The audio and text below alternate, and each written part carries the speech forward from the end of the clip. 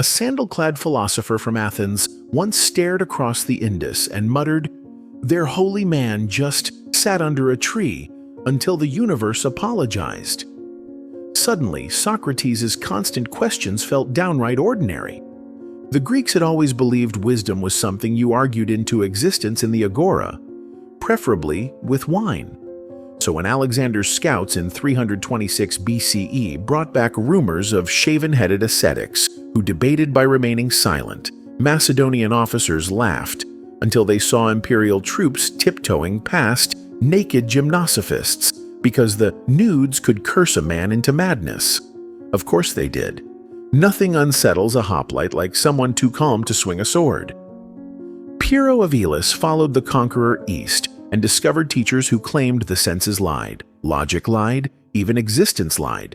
Yet liberation was possible if you stopped caring. He returned home so changed that Athenians joked he'd left a pupil and come back a statue. His new doctrine, absolute doubt, became Pyrrhonism, ancestor of Western skepticism. Irony. The loud Greek habit of questioning everything was turbocharged by sages who barely spoke. Then came Megasthenes, the first celebrity ambassador influencer. Stationed at Chandragupta's court around 302 BCE, he wrote that Indians revered a royal dropout called Buddha, who taught compassion for every creature, even irritating mosquitoes. The idea that a king could quit power rather than die expanding it made Greek readers blink harder than when they heard elephants could swim. Megasthenes also reported that some monks voluntarily starved themselves to death. The Greek reaction? We reserve that for the truly unlucky. They treat it like graduation. Word spread along the trade routes strapped across Bactria's dust. Every bundle of lapis lazuli seemed to carry another dazzling rumor. A faith without sacrifices, priests who refuse salaries, temples without statues. The last one could not stand. Greeks loved marble faces too much, so Hellenistic sculptors rushed to fix the omission. In Gandhara, they dressed the Buddha in flowing himation folds, sculpted hair in precisely ordered snail-shell curls, and gave him a contrapposto stance stolen straight from Apollo. Pilgrims arriving from Magadha gasped. Apparently, enlightenment now involved six-pack abs and an elegant nose. Yet statues multiplied because pilgrims kept paying, proving even detachment gets a marketing department. Meanwhile, in the bustling Hellenistic city of Iconium, philosophers imported from Athens held symposiums with both wine and butter tea, struggling to translate karma without using the word tab, as in bar tabs. Some locals whispered that the mysterious figure of Eos Asios on a city stela was actually Siddhartha. Others shrugged and returned to gambling on elephant races. Cultural cross-pollination thrived. Greek dramas added rebirth plot twists, while Indian storytellers recast Zeus as a slightly dim bureaucrat who kept getting schooled by bodhisattvas. No scene illustrated the collision better than King Menander III, Melinda to his subjects, a 2nd century BCE Indo-Greek monarch who asked monk Nagasena why the self mattered if it kept changing. The Melinda Panya preserves their duel. The king fires Socratic volleys. The monk answers with similes about flaming candles and borrowed chariots. At the end, Menander apparently handed over the treasury and became a wandering sage. Greek coins soon bore the wheel of Dharma alongside Athena's owl, proving even currency can multitask philosophies. Back in the Mediterranean, sailors docking at Piraeus sold silk embroidered with lotus thrones and stories about an Indian prince who defeated desire instead of enemies. Stoics nodded respectfully. Epicureans suspected a fellow hedonist in disguise. Cynics were annoyed someone had out-cynicked them by opting for total renunciation. Yet ordinary Greeks found practical inspiration. Householders in Delos adopted 5-day vegetarian fasts in honor of the Eastern sage, though they cheated with fish sauce because, well, Delos. By the 1st century CE, Strabo was grumbling that Every traveling merchant fancied himself a philosopher after 2 cups of spiced Indian wine. He described Buddha as honored like a god, yet denying he is one, a contradiction tailor-made for late-night symposium jokes. One comedian alleged the Buddha refused ambrosia because it had too many calories.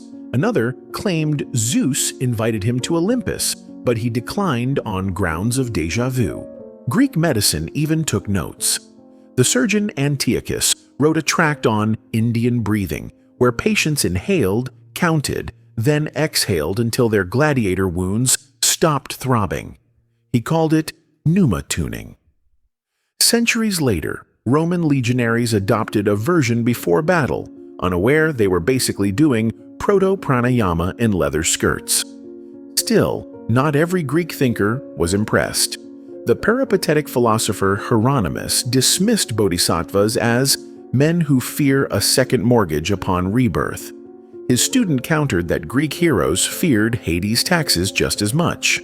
Debate ended when both realized no one was paying either set of dues anytime soon. Trade kept churning. By 100 CE, Mediterranean warehouses overflowed with Indian pepper labeled Bhadapa brand because marketers couldn't spell Buddha. Spices flavored lentil stews in Corinthian taverns, where sailors recited Jataka tales about talking turtles. Patrons loved the morals, but loved betting on whether the turtles drowned even more. Across the Sunium Cape, sculptors pushed the Greco-Buddhist mashup further. Gandharan reliefs shipped west showed centaur bodhisattvas guiding merchants through moral peril, half horse, half enlightened, entirely bewildering to sober Athenian priests. Yet the images sold because nothing moves product like mythic crossovers. By the late classical era, Apollonius of Tyana reportedly trekked to India, met sages who levitated, and came back levitating on book sales. His biographer Philostratus insisted Apollonius surpass the Buddha in holiness. Readers mostly cared about elephants wearing gold anklets. Thus, Greek egos remained intact, even as Eastern ideas seeped into Stoic endurance and Platonic ideals. Then came the grand twist nobody scripted. Christianity arrived and absorbed half the Greek world. Yet the legend of a prince monk who renounced a palace lingered so stubbornly that medieval Europe transformed it into the tale of Barlaam and Josaphat, canonized saints no less. Yes, you read that correctly. The Buddha sneaked into Catholic calendars under a Hellenized alias. So what did the ancient Greeks truly think?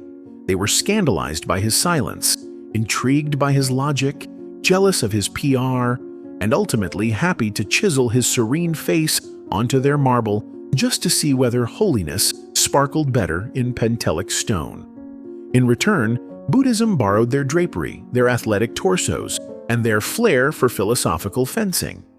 Each side judged, copied, mocked, and finally mingled, because apparently enlightenment, like wine, tastes better when imported. The result is visible even today. Every time a yoga studio names a pose warrior in Greek script or a philosophy class quotes Pyrrho on doubt, that old meeting of olive oil and sandalwood flickers alive. Two ancient cultures looked across an impossible distance, found reflections they barely recognized, and decided the best response was to keep trading stories, and occasionally statues with perfect noses.